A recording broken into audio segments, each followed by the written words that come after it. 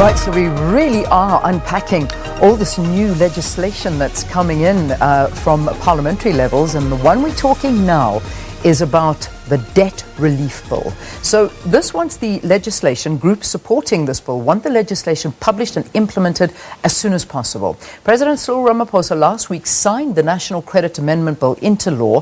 So in a nutshell, it will enable consumers who earn less than 7,500 Rand to apply for their debts of up to 50,000 Rand to be scrapped altogether.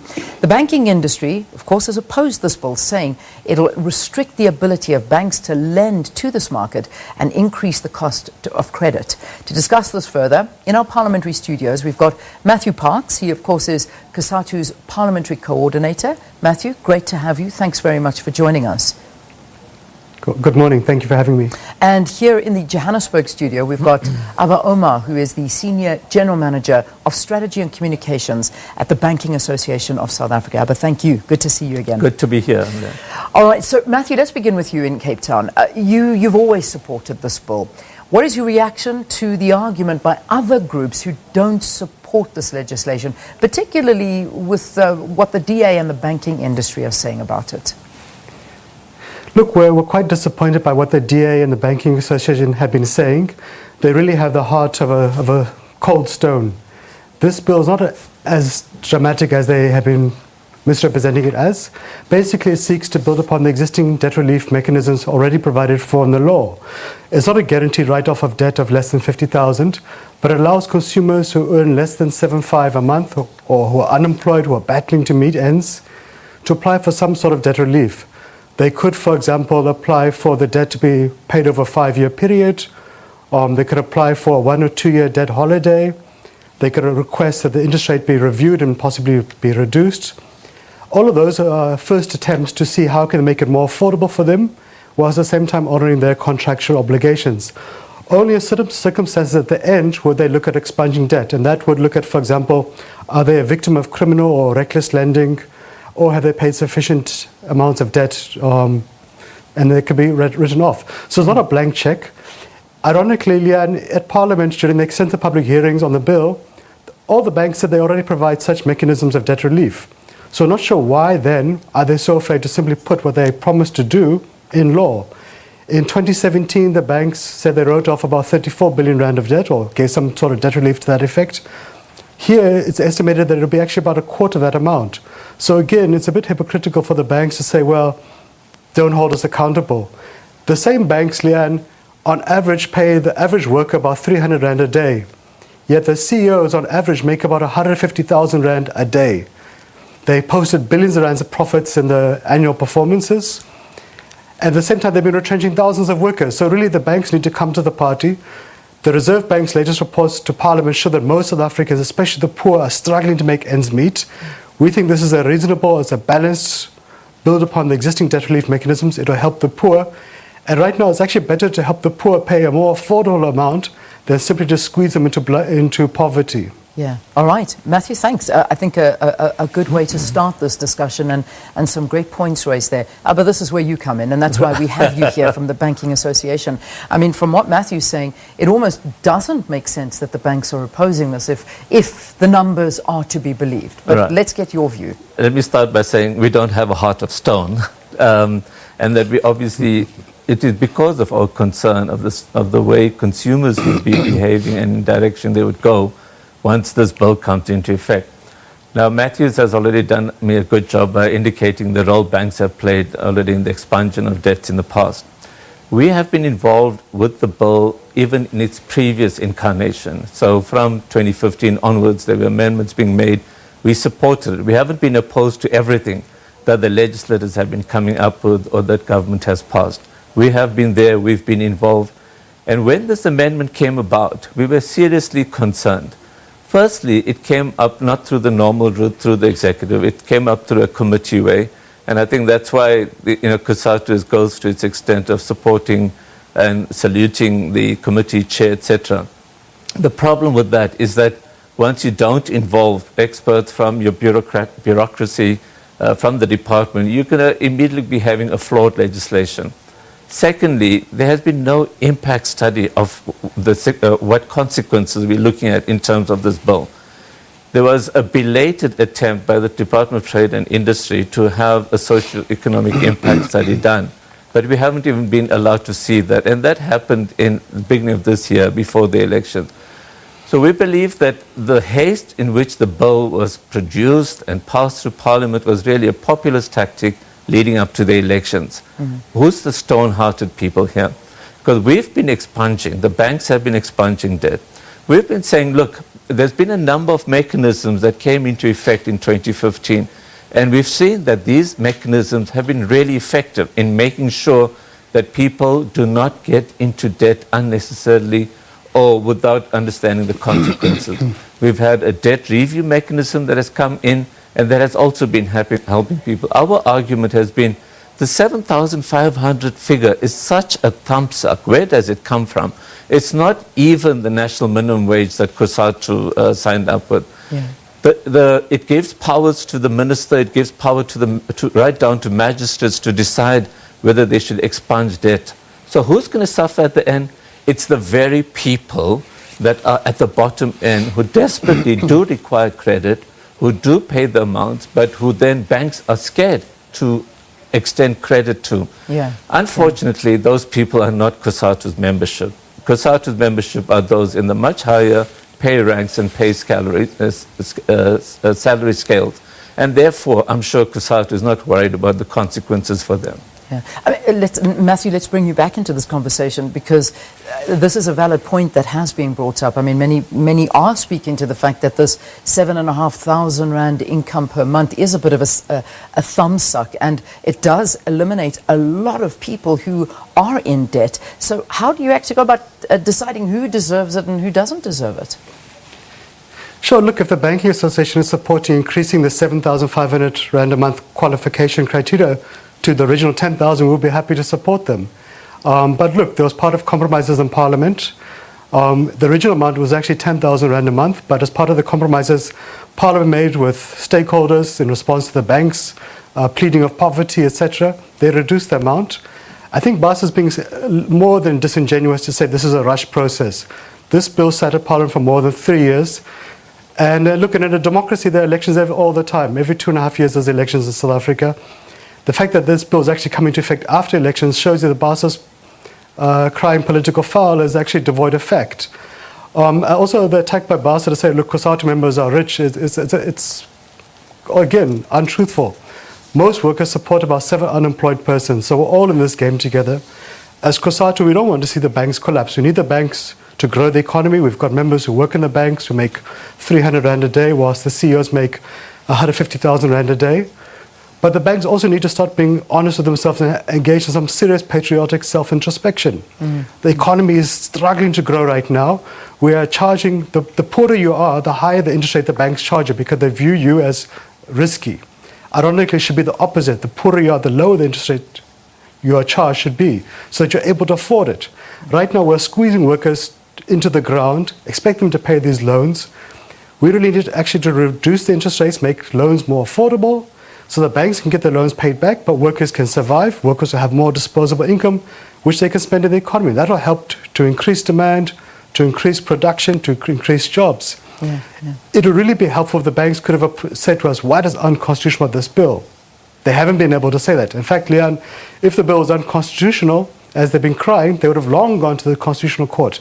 The fact that they haven't shows you that they know they're just engaging in political grandstanding, and they're not actually helping address this issue. The interesting thing, Leanne, also is that during the parliamentary public hearings, of which there was about 20 on this particular bill, far more than the average norm for a bill, some of the banks actually said they actually don't have a problem with the bill. Banks like Capitec, Nedbank and Absa, to varying degrees, said actually they don't have a problem with the objectives and many of the provisions of the bill. I think the other thing which was kind of being left out, Leanne, on the bill, which actually is going to benefit the banks, is that it criminalizes the illegal loan sharks, the mashonisas. Often those guys really charge horrendous rates of exploitation to lenders, 100%, etc. So those mashonisas can now actually be sent to prison. This is a useful thing the Parliament has done to drive people to actually go towards the legal lenders, the mainstream banks who charge lower interest rates. This actually is going to increase the pool for the banks.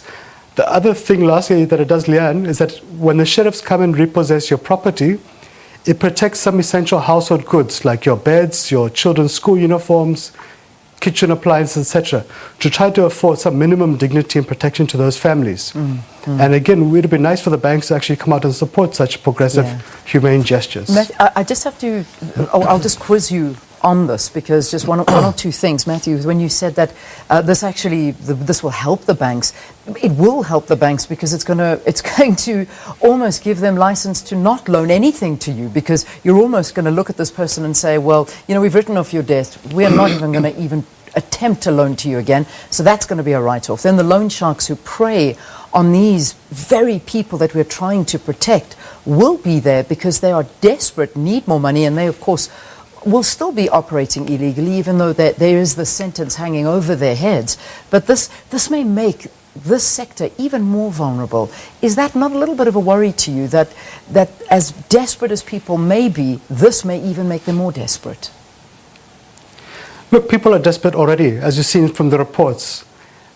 The system right now is not working. People are breaking, they're on the collapse. People are defaulting, their levels of defaulting are increasing. This is one intervention to help resolve the problem. The real solution is actually for the banks to lower the interest rates. It is also for government to crack down on the illegal loan sharks who are operating in open daylight, to close them down, to shut them down. So it's a multi-pronged approach. The banks have to play their part. This bill is not going to solve all the issues, but it's a step in a progressive, humane direction. Okay. Abba, let's talk about this, because it's a very, very complex situation, and there are both sides to the story. But we look at banks, which are businesses.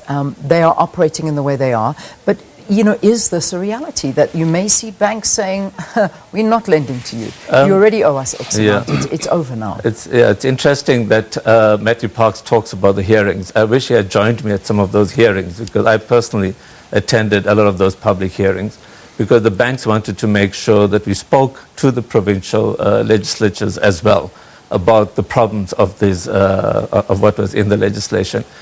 Secondly, you can't take something to court unless the legislation is passed. So that's, again, rich coming from him. Why didn't we go to the Constitutional Court already? We will look at our options now. Thirdly, the point you're making about Capitec, perhaps you haven't had a chance to read Business Day's headline this morning, Mr. Parks, but have a look. They're already saying that they're going to be cutting back on those very categories that are exposed. So our point is that, we had mechanisms that were in place that were working. This point about, I don't know where he says, there's increase in the number of defaults. Those mechanisms were working. We were reducing the number of people that were falling into default because we were intervening earlier. We were providing debt counseling earlier. Another challenge that we had indicated to the committee that was not being included in the legislation was that people talk only about the unsecured credit that the banks extend. But they don't talk about the municipal debts, the school fees debts, etc. Those are debts that the banks have no say over, and that's that is in the hands of private lawyers that go after the people that are in debt. So, Leanne, the key point, that when you say banks are a business, banks deal with your money. It deals with the money of COSATU members. It deals with the money of businesses. They deposit the money. That money is then lent out to people. So that's your money that is being lent out. You obviously want to make sure that money comes back, that money is secure. When you need it, you want it. You don't want the bank to be going down because suddenly there are millions of people that that are not paying back the debt. And interestingly, in their statement, COSATU is already making an appeal to their workers not to go out and get into debt, which indicates they know that this is not even an unintended, it is a clearly warned consequence of this piece of legislation. Let's talk of those consequences in terms of the country, because I've been reading different analysis around the fact that this again could have a big impact on our ratings, and ratings agencies may look to this. This could have serious economic implications for the country, for banks, for businesses, for individuals. What would the repercussions be of something like this? Right. I think the one repercussion already, as I said today, is with banks being, and you indicated that also, that banks will be even more conservative. They're generally conservative because they're dealing with other people's money. They have to look after the money. They have to make sure the money comes back. So that's the first thing. Poor people are going to suffer even more. The second thing is that the perception of how the entire finance system is structured then becomes even further negative, because people are going to say, this is going to encourage reckless lending, going for lending through other mechanisms, the informal lending that I'm referring to, the loan sharks, which is very unfortunate. So you'll take the whole economy, so the level of debt at the household level starts increasing. And this is what people start considering. Do we have the money to grow the economy? Is the money going into the right places? Is it going to productive purposes? And that's when people start saying this country is at risk, especially the financial system is at risk. Okay. Matthew, from your side, just to get sort of closing comments as well, there is a big argument that we as a nation are exceptionally state dependent, that we should be looking at other mechanisms like more job creation by empowering the citizens of the country, and education opportunities, as opposed to writing off debt and saying, okay, well, it's fine, don't worry about that, let's move on. You know, these are some of the other issues that can be dealt with. Let's get your closing remarks and perhaps touch on that as well. Sure. Look, obviously the solution to all our problems as a nation, socially, economically, is the issue of unemployment. We need to create jobs. If we can create jobs, people can sort themselves out. They can protect their families, etc. They can pay off their loans. So we do need to see a bit more action by government and by the private sector to implement the agreements they made at the Jobs Summit in October last year. It's been extremely slow, and we've been bleeding jobs across the economy. And also many of the promises businesses made there have not borne fruition. But we are pleased that we had a recent meeting with the President and business at NEDLAC a few weeks ago, where we've established a kind of a mini war room, so to speak, where the President will be meeting with business and labour the first Monday of every month to look at the implementation plan around the Job Summit commitments, because we really are in the boat together as a nation, government, labour, business community. We have to get things moving, because right now the system is breaking. For us, this was a useful credit relief bill, which gives a bit of hope to those who are not even making the end of the monthly end, those who are most poor, most vulnerable, who do need a helping hand. Okay. We are happy that the bank said they're going to have some debt relief for the poor. But look, as COSATU, we don't want to rely upon promises and friendship.